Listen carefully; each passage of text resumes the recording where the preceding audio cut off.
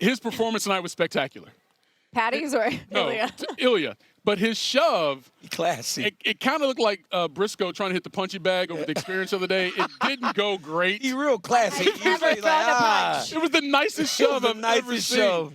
Oh, my goodness. He can't break character. You touched on a little bit in the highlight, just how devastating he is. But what did you see for him tonight that just really gave you a clearer picture of how good Topuria is? Just his confidence, his ability to approach a guy in Charles Oliveira who's finished more fights than anyone in UFC history. Charles Oliveira is known for making highlight reel knockout submissions. Yeah. He has $1 million in bonuses at $50,000 apiece. That's how much Charles Oliveira has done. But Ilia went at him as if he just did not belong. The right hand that felled him, we have seen multiple times, and then the left hook that knocked him out. We saw him do it against Max Holloway. I think,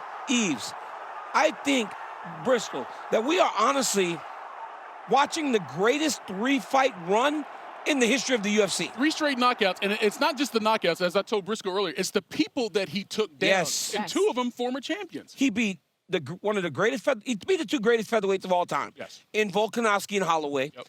And then he just knocked out a guy in Charles Oliveira who holds the record for submissions in UFC history and finishes. He's one of the greatest we've ever seen, and he got him out of there in the very first round. We have not seen this before. How does he match up against Patty? Patty is big. Obviously, you saw it in the octagon. Yes. There's a massive difference in size. Patty showed against Michael Chandler that he is much better than people give him credit for. Where I would worry for Paddy Pimblett is he's not the best striker. He can strike, but he isn't as clean as Charles Oliveira, and Charles is bigger. He has to get the fight to the ground, but Ilia's a grappler. I mean, honestly, watching him and Paddy Pimblett's a good fight. Him and Arman Tsarukyan's a good fight. I think he has a lot of challenges, but it's going to be hard to take the belt from this guy. You could do no wrong in this particular one Yes. tonight. But this was a co-main event. Alessandro Pantoja, Kai Kara-France for the flyweight title. And this one was spectacular as well, but it was really won less than a minute into the 3rd round in this one. Those 2 coming into the octagon. The ground game for Pantoja. How did he get it done against Kai Kara-France? Well, that's what he does. Alessandro Pantoja won this belt only 2 years ago. He has now defended this thing 4 times. He knew that Kai Kara-France would be at a disadvantage if he was able to get this fight to the ground. He got him down in each round. He got right to this body triangle.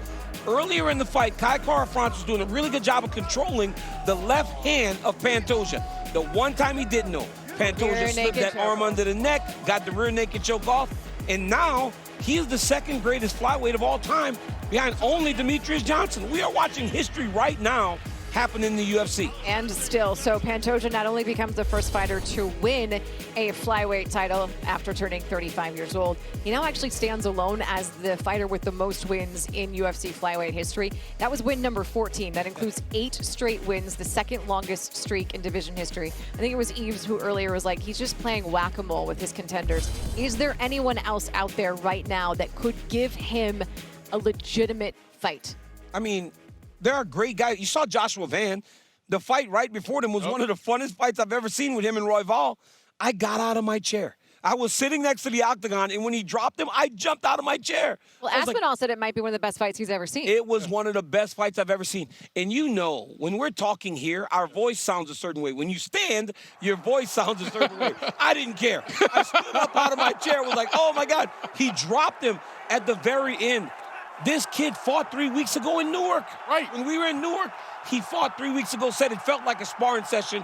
He took on the #1 contender tonight, beats Brandon Royval, and then earns a title fight. Can he beat Pantoja? We will see. But this guy has great boxing. He's a good wrestler. He's only been training MMA for 5 years. Wow. And he's already on the cusp of a title. And we were talking to Tom about it as well. It's like the chin that both of these guys show, because they were taking some shots before Royval actually went down in that one punch. Nobody took a takedown attempt. Right? It was just stand and let's go, right? It was awesome. Yeah. This was a great night. Like, the whole night was awesome tonight. All right, before we get you out of here, we talked about Louisiana, of course, where you hail from. And UFC, big pay-per-view coming up, the next one, 318. And another Louisiana native, Dustin Poirier, last fight, his storied career in the UFC. And he's going to be taking on Max Holloway for that BMF belt. What excites you the most about that matchup? That we've seen him fight twice, so we know it's going to be good. Right? You don't have to question whether or not this is going to be a good fight. Max Holloway is better today than the first time and the second time that they fought. Max Holloway showed in the Gaethje fight that when he gets bigger, he can compete at 155 now. Before, when he lost to Dustin in an interim title fight, he was a little flabby. He just went up. And Dustin Poirier is a monster. He's been so good for so long. And you know the organization respects you when they take it back to your home state to give you that send-off. Not many people get that. It's going to be special for DP and for all the people in Louisiana that have supported him. I'm bummed I can't go because I want to see you back in Louisiana. I was trying to get you in Louisiana so I could attack your diet. I was going to feed you so much, and I'm trying to put some of that weight you lost back on you. I lost weight? I'm mad that you lost weight. I'm jealous. I'm trying to get you back. What are you doing? I work out. Big Kentucky done lost some weight. No, I'm not Big Kentucky anymore. He picks things up, he puts them down.